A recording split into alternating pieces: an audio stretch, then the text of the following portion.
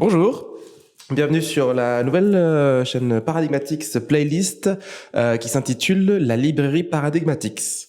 Alors la volonté de cette playlist, c'est simplement de vous présenter des livres que j'ai croisés dans ma vie, que j'ai trouvé super intéressants et qui ont amené beaucoup de questionnements, quels qu'ils soient.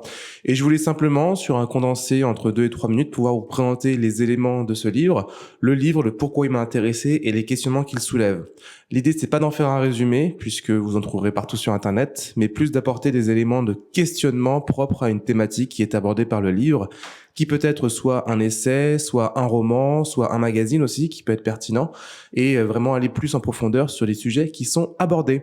Et donc, pour commencer, je vais vous parler de Rodolphe Gelin, dernière nouvelle de l'intelligence artificielle. Donc, c'est paru aux éditions Flammarion. Et donc, c'est un bouquin que j'ai beaucoup aimé parce qu'il va reprendre vraiment le questionnement lié à l'intelligence artificielle de manière extrêmement simple, extrêmement vulgarisée, avec aussi la présence de schémas qui vont être présents pour accompagner la lecture et mieux naviguer. Qu'est-ce que j'ai vraiment aimé et qu'est-ce que ça soulève derrière au niveau du questionnement? C'est qu'évidemment, l'intelligence artificielle aujourd'hui est omniprésente, on la voit partout.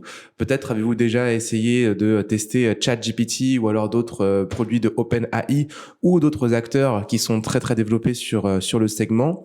Et lorsqu'on constate vraiment les résultats proposés par ces outils-là, on se rend compte qu'il y a quand même une grande puissance qui est derrière, mais qui convient de questionner, de remettre aussi en perspective avec tout simplement l'humain. À titre d'exemple, chose qui est citée sur cet ouvrage-là, un pétaflop, c'est la capacité en fait de calcul de données en fait de bits par seconde. Il faut savoir que le meilleur ordinateur en 2021 pouvait calculer jusqu'à 400 pétaflops au niveau de sa puissance de calcul, là où au niveau du cerveau humain, les estimations sont entre 1 et 20 millions de pétaflops, sachant qu'un pétaflop, c'est 10 puissance 15 opérations par seconde. Donc vous imaginez 10 puissance 15 avec beaucoup de zéros, opérations par chaque seconde. 400 pétaflops pour le meilleur ordinateur en 2021, entre 1 et 20 millions pour le cerveau humain. Donc ça pose aussi la question justement de ce rapport entre la capacité du cerveau humain et celle d'une intelligence artificielle, avec une question centrale qui est celle de la curiosité et de l'expérimentation par les expériences de vie d'un humain, là où effectivement, si vous donnez toutes les données à un ordinateur pour qu'il puisse les calculer, soit, mais comment se fait-il aujourd'hui que l'être humain puisse s'étonner sur des choses, puisse découvrir des éléments? On est propre à quelque chose qui est lié à l'humain, qui est sa curiosité et qui est aussi remise en question et qui montre quelques limites de l'intelligence artificielle dans l'aspect découverte. Là où effectivement l'intelligence artificielle se base sur des choses passées, sur des données qu'on va lui proposer, l'humain va avoir cette vocation à se découvrir, à s'étonner sur des choses qui arrivent.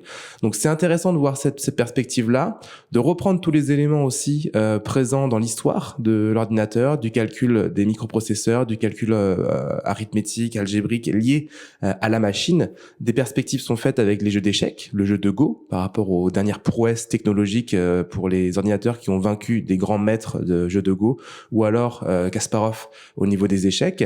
Et c'est intéressant de mettre en perspective, de se dire, OK, il y a une grosse puissance qui est présente, mais est-on vraiment, entre guillemets, dans les scénarios qu'on imagine où l'intelligence artificielle va prendre le dessus sur l'humain, va le dominer quand on le mélange à la robotique? Affaire à suivre, et c'est ce que je vous invite vraiment à découvrir avec ce bouquin, donc de Rodolphe Gelin, dernière nouvelle de l'intelligence artificielle. Merci beaucoup, bonne journée et à bientôt.